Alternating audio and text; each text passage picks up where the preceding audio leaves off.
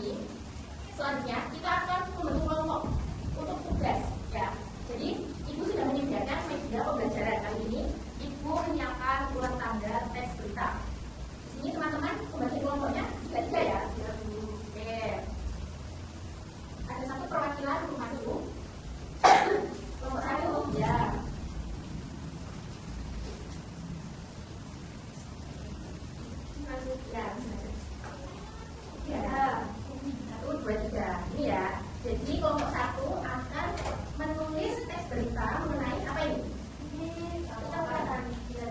Oke, jadi sudah tahu ya kira-kira mau membuat berita alurnya dan usulnya seperti apa. Oke, boleh dulu. Kelompok 2. 4. Ini ya. Ini kira-kira gambar apa ya? Kecelakaan. Salah. Oh, apa ibu dulu? Salah. Lihat Bu, ini ada yang tahu nggak? Ini. Kasus sekali. Jalannya kan tetap. Iya, jadi ini adalah ya, sudah saya buat kita tentang bencana 4.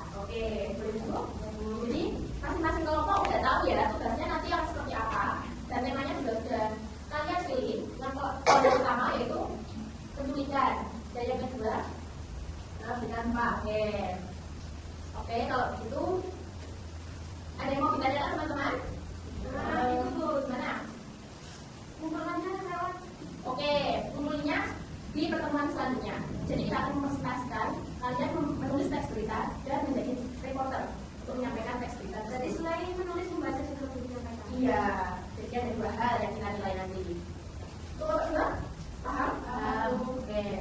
Gak ada yang mau kita lihat tentang materi teks berita nih? Struktur, unsur. Cukup ya, jelas ya.